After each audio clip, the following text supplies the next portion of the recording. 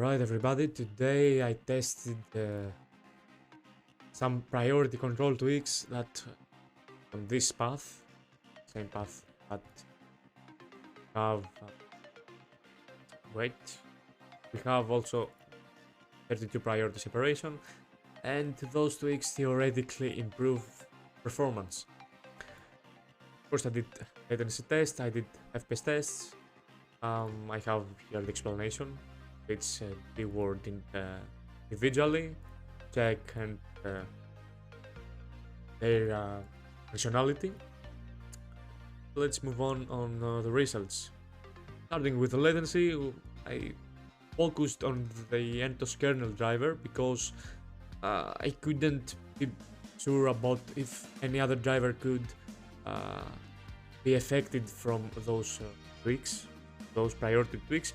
Theoretically, we could say that all drivers can have any effect in performance, but I focused only on CentOS kernel.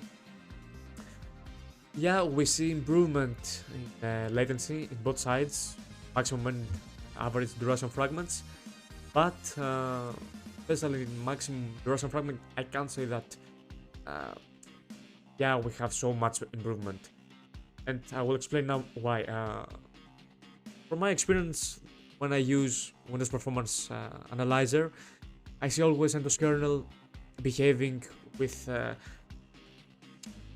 not a strange way, but the results aren't always constant. Now you will tell me it's because of tweaks, it's because of registry modifications that you do.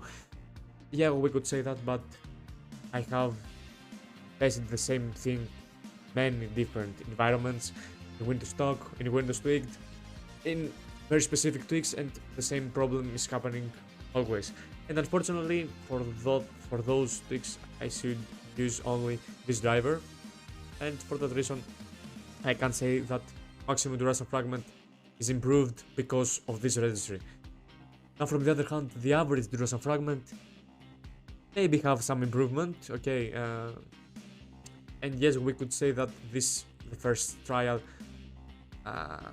has a spike, and for that reason we have the double latency, the double duration of in both sides, but in average duration fragment we have something more normal, more stable, and for that reason we have better results in average duration fragment. Now, in FPS part, don't be afraid about what you see. I will explain now everything. Of course, I did my test FPS with CapFrameX, and I added more columns that include more metrics that gave me CapFrameX, and for that reason we have more data. Not because I want to have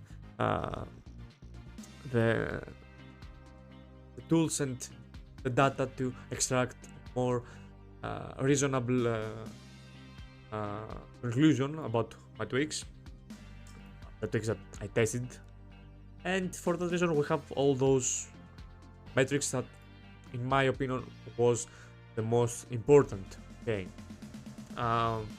Starting with average FPS 1% loss and 0.1% loss, on this part the only good thing is the average FPS. However, 1% loss and 0.1% loss are much worse.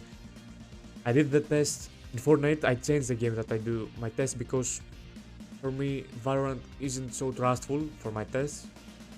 At least at this time isn't the best tool, the best game for tests. And for that reason I changed to Fortnite, and I use a replay for the FPS test to be more stable, and I use a specific map for the latency tests. So, in terms of FPS, first three metrics aren't very nice. Only in average we can say that we have some improvement, but 1% loss are really bad, and 0.1% loss, yeah, are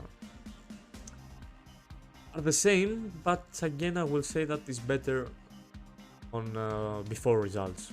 Okay. Now on smoothness, the percent of smoothness is almost the same both cases. The stuttering is basically the same. Obviously we want the highest percent in smoothness, the lowest percent in stuttering, the lowest millisecond number in frame times.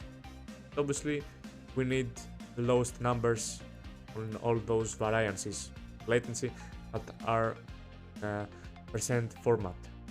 So, the stuttering is actually the same, but I gave the point before because it's more constant. As you see, always we have 0.0, 0.2, I'm sorry, and here we have 0.3, 0.2, 0.1. It's not so stable. Of course, we're talking about very, very small differences, but for the needs of the video, I must mention all those small things.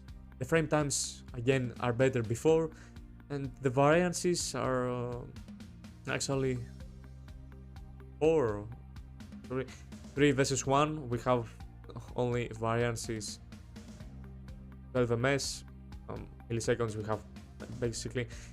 I gave the point here because we have 0% on the third trial, and here we have 0.04. So my conclusion is for sure in FPS part the results are much worse